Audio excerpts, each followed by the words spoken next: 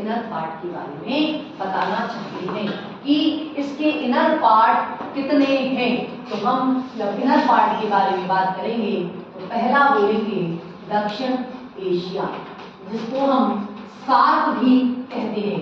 इसमें कौन कौन से देश आते हैं, इसको 6 पार्ट में बांट रहे हैं एशिया महाद्वीप को। दक्षिण एशिया भारत, पाकिस्तान, अफगानिस्तान, नेपाल, भूटान, बांग्लादेश, श्रीलंका और मालदीव। ये 8 देशों का समूह हो गया जो आपको पॉलिटिकल साइंस में दक्षिण से सार्क के नाम से जाना जाता है।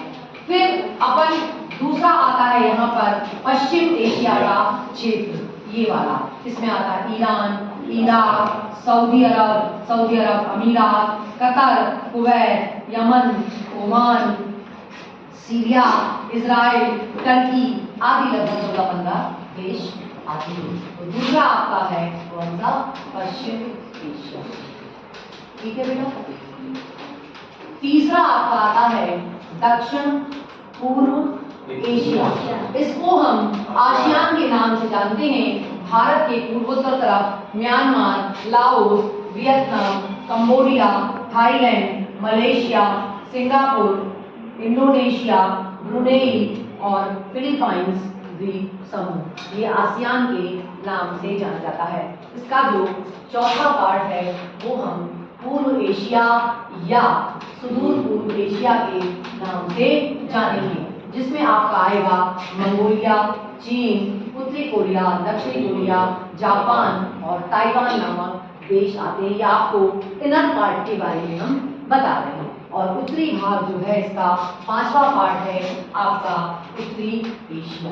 कौन सा एशिया बच्चों, उत्तरी एशिया। इसमें आता है रूस को शामिल किया है। और रूस जो है वो एक्चुअल में कहने को तो अपने भौगोलिक दृष्टिकोण से एशिया महाद्वीप में 80% आता है और 20% पार्ट यूरोप महाद्वीप में आता है, लेकिन उसको एशिया महाद्वीप का देश ना कह के उसको यूरोप महाद्वीप का देश कहा जाता है। क्यों? क्योंकि जो उसका 80% है वहाँ पर पहाड़ियाँ, पर्वतमालाएं, ठंडे मरुस्थल पाए जाते हैं और विश्व का सबसे ठंडा क्षेत्र बर्फो या नस्क भी वहीं पर साइबेरिया क्षेत्र में आता है, पाया जाता है। वहाँ पे जनविहीन, जनशून्य या तो किसी क्षेत्र में कोई भी जनसंख्या नहीं है या किसी में है तो 1 या 2, पूरी रूस की अर्थव्यवस्था वहाँ से नहीं चलती।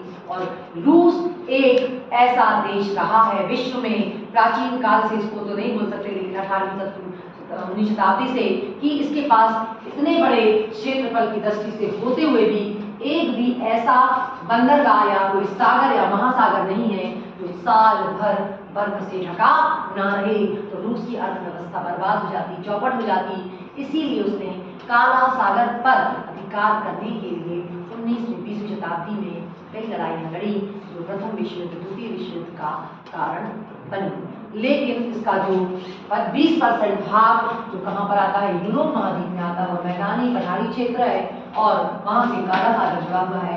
उससे जो भी वो कमाता है वो पूरे उसके लिए काम में आते हैं। और लास्ट जो 6वां है मध्य एशिया, वो है कजाकिस्तान, ताजिकिस्तान, उज्बेकिस्तान, किर्गिस्तान और तुर्कमेनिस्तान। इस तरीके से हमने आपको एशिया महाद्वीप के आउटर और इनर पार्ट के बारे में। बच्चों अब ये आपका आज का तो शेड्यूल खत्म हुआ और मुझे लगता है कि हम उसकी 2